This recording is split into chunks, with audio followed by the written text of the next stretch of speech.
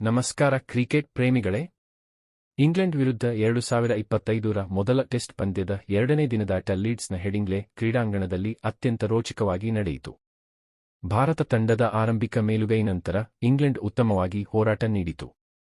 ದಿನದ ಆಟವು ಭಾರತವು 3 ವಿಕೆಟ್ಗೆ 359 ರನ್ಗಳಿಂದ ಆರಂಭವಾಯಿತು. ಮೊದಲ ದಿನದಲ್ಲಿ ಶತಕ ಹಿಟ್ಟಿಗರಾದ ಯಶಸ್ವಿ ಜೈಸ್ವಾಲ್, ಶುಭ್ಮನ್ ಗಿಲ್ ಮತ್ತು ರಿಷಬ್ ಪಂತ್ ಅವರ ಪ್ರದರ್ಶನದ ನಂಟಾಗಿ ಭಾರತ ಭರ್ಜರಿ ಸ್ಥಿತಿಯಲ್ಲಿ ಇತ್ತು.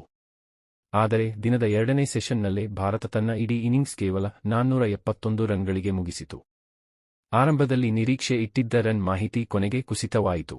3 ವಿಕೆಟ್ಗೆ 430 ರನ್ಗಳಿಂದ 471 ಆಲ್ಔಟ್, ಕೇವಲ 41 ರನ್ಗಳಿಗೆ 7 ವಿಕೆಟ್ಗಳನ್ನು ಕಳೆದುಕೊಂಡು ಭಾರತ ಒಂದು ಹಂತದಲ್ಲಿ ಆಘಾತ ಅನುಭವಿಸಿತು. ಇಂಗ್ಲೆಂಡಿನ ಜೋಶ್ ಟಂಗ್ ಮತ್ತು ಬೆನ್ ಸ್ಟೋಕ್ಸ್ ಬೌಲಿಂಗ್ನಲ್ಲಿ ಮಿಂಚಿದರು. ಇಂಗ್ಲೆಂಡ್ ಬ್ಯಾಟಿಂಗ್ ಆರಂಭವು ಸಂಕಷ್ಟದಿಂದಲೇ ಶುರುವಾಗಿತು. ಮೊದಲ ಓವರ್ನಲ್ಲೇ ಜಾಕ್ ಕ್ರಾಲಿ ಡಕ್ಗಾಗಿ ಔಟ್ ಆದರು. ನಂತರ ಬೆನ್ ಡಕೆಟ್ ಮತ್ತು ಒಲ್ಲಿ ಪೋಪ್ ಮಧ್ಯೆ ಬಲಿಷ್ಠ ಜತೆಯಾಟವೊಂದು ಬಂತು. ಅವರು ಸೇರಿ 122 ರನ್ ಸೇರಿಸಿದರು.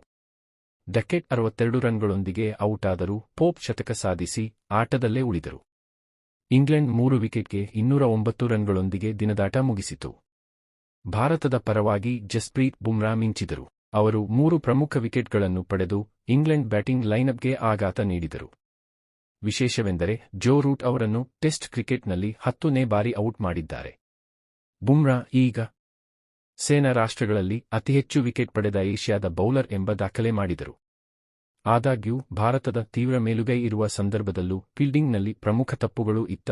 3 ಕೀ ವಿಕೆಟ್ಗಳು ಕ್ಯಾಚ್ ತಪ್ಪಿದವು ಮತ್ತು ಹಾರಿ ಬ್ರೂಕ್ ಅವರ ವಿರುದ್ಧ ಬುಮ್ರಾನು ಬಾಲ್ ಎಸೆದ ಕಾರಣ ವಿಕೆಟ್ ಮಿಸ್ ಆಯಿತು. ಇದರಿಂದ ಎರಡನೇ ದಿನದಾಟದ ಅಂತ್ಯದ ಹೊತ್ತಿಗೆ ಪಂದ್ಯ ಪೂರ್ತಿ ಸಮತೋಲನದ ಹಂತದಲ್ಲಿದೆ. ಭಾರತ ಈಗಲೂ ಮೊದಲ ಇನ್ನಿಂಗ್ಸ್ನಲ್ಲಿ 262 ರನ್ಗಳ ಮುನ್ನಡೆ ಹೊಂದಿದರೂ ಪೋಪ್ ಮತ್ತು ಬ್ರೂಕ್ ಇಂಗ್ಲೆಂಡನ್ನು ಹಿಂದಿರುಗಿಸಲು ಭರವಸೆ ಮೂಡಿಸಿದ್ದಾರೆ. ಮೂರನೇ ದಿನದಾಟಕ್ಕೆ ಸವಾಲು ಹೆಚ್ಚಾಗಿದೆ. ಭಾರತ ಬೌಲಿಂಗ್ನಲ್ಲಿ ಇನ್ನಷ್ಟು ದಾಳಾತ್ಮಕತೆಗೆ ತಯಾರಾಗಬೇಕಿದೆ. ಇಂಗ್ಲೆಂಡ್ ಇನ್ನಷ್ಟು ಸ್ಥಿರತೆ ತೋರಿಸಬೇಕಿದೆ. ಇದು ಕೇವಲ ಟೆಸ್ಟ್ ಪಂದ್ಯವಲ್ಲ, ಇಲ್ಲಿ ಪ್ರತಿ ಕ್ಷಣದಲ್ಲಿ ನಡೆಯುತ್ತಿರುವ ನಾಟಕೀಯ ತಿರುವುಗಳು ಕ್ರಿಕೆಟ್ ಅಭಿಮಾನಿಗಳನ್ನು ಕಬ್ಬಿಣದಂತೆ ಸೆಳೆಯುತ್ತಿವೆ.